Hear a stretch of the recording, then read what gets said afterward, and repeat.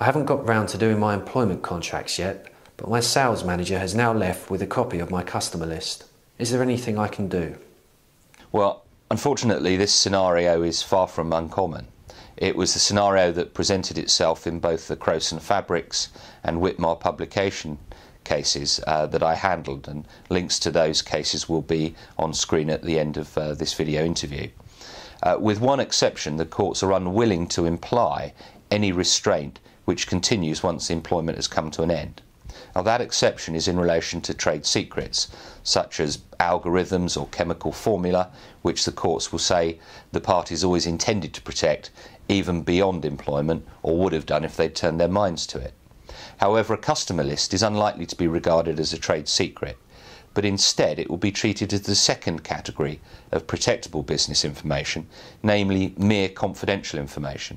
It's now accepted that there is a term implied by law into all employment contracts that the employee concerned will conduct himself with what's called good faith and fidelity.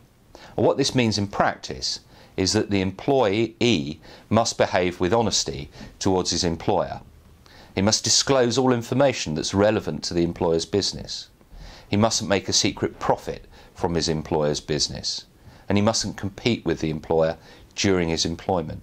And he must respect the confidentiality of the employer's commercial and business information. The law's pretty clear now that mere confidential information may not be used by the employee during employment, except for the benefit of the employer's business.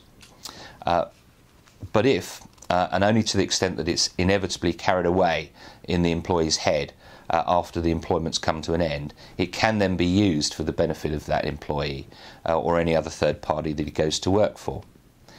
However, this does not permit employees to deliberately cram as much confidential information as they can into their heads before they go. Deliberately memorising information during employment is treated in exactly the same way as copying and removing it.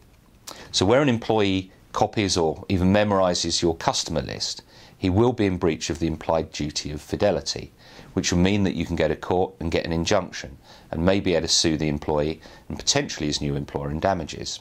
In these cases, the employee often protests that much of this information could have been obtained through other sources, i.e. by carrying out research on the internet.